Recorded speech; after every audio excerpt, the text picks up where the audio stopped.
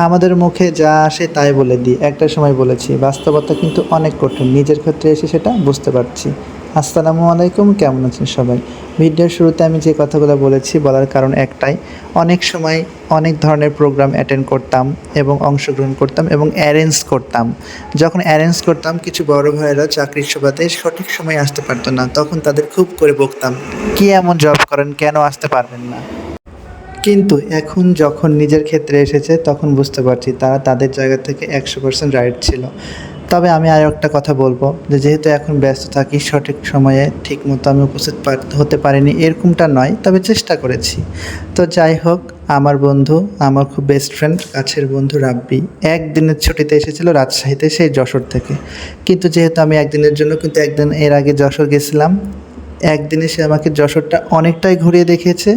যাই হোক, আর এটা যেহেতু রাজশাহী শহর, তারই শহর, সে যেহেতু এসেছে, আমি শত ব্যস্ততা থাকলেও আমাকে ফ্রি হতেই হবে। সে বাইক নিয়ে আমার অফিসেই চলে আসছে, আমাকে নিয়ে। আমি 2 ঘন্টার ছুটি নিয়েছিলাম। 2 ঘন্টার ছুটি নিয়ে আমি চলে গেছিলাম রাজশাহীর পদ্মার ধারে। আর পদ্মার ধারে গিয়ে কোনো কথা ছাড়াই সরাসরি আগে উঠতে হবে নৌকায়। নদীতে এত পরিমাণ পানি বেড়েছে, পানি দেখে আমি ভয় পাচ্ছিলাম, কিন্তু রাব্বি বলছিল কোনো সমস্যা নাই, রাজশাহীতে বাড়ি, পদ্মার ধারে বাড়ি, সমস্যা কী, চর, কিচ্ছু হবে না, আল্লাহর নাম করে চর। জোর করে আমাকে উঠাইছে, উঠায় ও তো একটু ছবি তুলতে ভালোবাসে, নিজের ইচ্ছে মতো ভিডিও করছিল, ছবি তুলছিল, আর আমিও কিন্তু পাশে ছিলাম। এই করতে করতে আমাদের নদীর ধারে কেটেছে। আর আজকে এই ঘোরাঘুরির উদ্দেশ্য কিন্তু রাতের ডিনার করা, কারণ সে হচ্ছে জবের ট্রিট দিবে। এই মাসে এত বেশি ট্রিট পেয়েছি যে বলে শেষ করা যাবে না। ভিডিওতে তো আপনারা দেখছেনই, নিজের জবের ট্রিট দিতে গেছি, উল্টা আমাকেই তারা ট্রিট দিয়েছে, মানিব্যাগ বের করতেই দেয়নি, কারণ একটাই, আমি তাদের চেয়ে ছোট।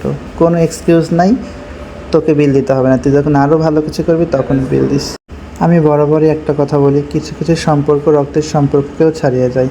তো সেটা আর নাই বললাম, এসব বন্ধুত্ব যেন সারা জীবন থাকে, টিকে রাখার চেষ্টা করবো ইনশাআল্লাহ। নিজের জায়গা থেকে লয়াল থাকবো এবং সত্যের পথে থাকবো, ভালোবাসা থাকবে অটুট। যেখানেই থাকিস রাব্বি, সবসময় থাকবে ভালোবাসা। শুধু রাব্বি না, আমার যারা শুভাকাঙ্ক্ষী সবাই যেন ভালো থাকে, এই দোয়া সবসময় সৃষ্টিকর্তার কাছে করি। আর সবার যেন ভালো হয়, মঙ্গল হয়, এটা তো সবসময় চাইবো মহান সৃষ্টিকর্তার ব্যাপারে।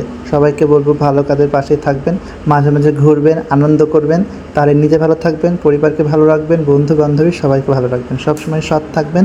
আপনি ভালো থাকবেন, সবাই তাহলে ভালো থাকবে, কারণ নিজে যদি ভালোভাবে সবাইকে দেখেন, আপনাকেও সবাই ভালো চোখেই দেখবে। এই বলে আজকের ভিডিও শেষ করছি। আল্লাহ হাফেজ।